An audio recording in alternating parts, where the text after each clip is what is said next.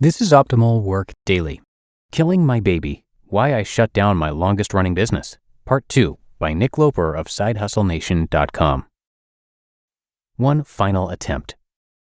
I wanted to make one last-ditch effort to salvage the site. My idea was essentially to 80-20 the shit out of it.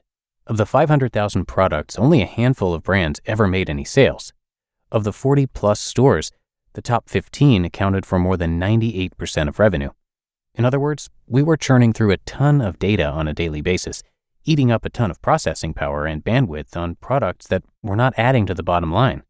By reworking our entire data processing system, which was a mishmash of systems built over the course of nearly 10 years, maybe a leaner, meaner shoe sniper could emerge. Maybe I could piece together a few profitable months and set the site up for a sale. It didn't happen. After 7 months of trying, my tech team failed to deliver a working version of the site to even test that idea. We had agreed on a small contract at the onset, but I'd said all along I wasn't comfortable spending more money on development for what I saw as a sinking ship. When they came asking for additional investment to fund their ongoing efforts, I couldn't stomach dumping any more money into the project. Actually, they surprised me with an invoice for their fruitless efforts to that point and an expensive add-on to continue working.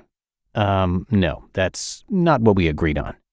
I told them the definition of insanity is doing the same thing and expecting different results, and handed over the keys to the site in exchange for them waiving the amount due. What they plan on doing with it, I have no idea. I suspect they want to maintain it as a portfolio piece to attract new clients because it really is a complex site and more consumer-facing than most of their other work. Maybe someone else would have made a savvier exit, but I was sitting on a non-functional, unprofitable, money-sucking asset I was happy to be rid of. In fact, it was like a huge weight had been lifted off my shoulders. The site was responsible for a disproportionate amount of stress in my life over the last year, and with all the problems, it just plain wasn't fun to work on anymore.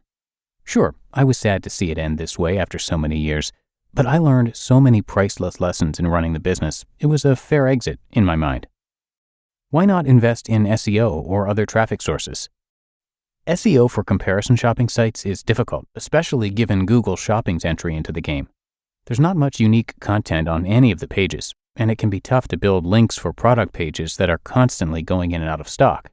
Still, not making an investment in SEO when times were good is a big regret.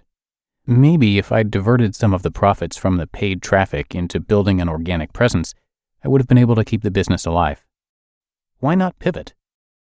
I contemplated a couple pivots for the shoe sniper, including licensing the technology or shifting to a more business-to-business model, where I could provide competitive pricing intelligence for the footwear retailers.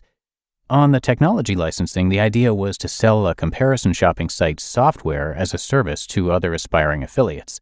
They wouldn't have to reinvent the wheel, but could instead tap into our data processing and data normalization tools for a monthly fee to build their own comparison shopping site in whatever vertical they chose. The only problem was our technology didn't work.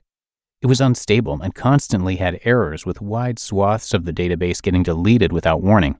It definitely wasn't ready to be repackaged and sold to a peer consumer, and would have required a big additional investment to get it there. On the competitive pricing intelligence, I made a couple calls to find out how stores were currently solving this need. It turns out they weren't. Their internal teams set the prices, or they were algorithmically based on sales rates and inventory levels. So rather than invest more money into building a product there didn't seem to be much demand for, I tabled that idea as well. Why not sell? Websites are typically sold on a multiple of current monthly profit, anywhere from 12 to 36 months, depending on the business's history and other factors. With Empire Flippers, sellers can earn 20x monthly earnings in a sale. I would have loved to sell, but the problem is 20x zero is still zero, and that's what the project had been earning for much of the year. I'd hoped to build it back up. If I could have got it to even just $1,000 a month, that could have been a nice exit. But after months and months of trying to fix the technical problems, we weren't getting any closer to a working solution, and my heart just wasn't in it. I often get the question, when do you know it's time to give up and try something else? And it's difficult to answer, but in this case, I just felt it.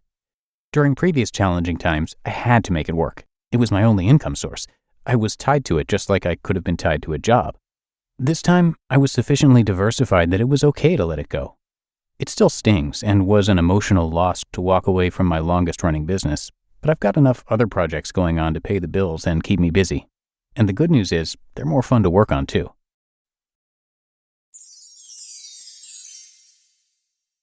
You just listened to part 2 of the post titled, Killing My Baby, Why I Shut Down My Longest Running Business by Nick Loper of SideHustleNation.com.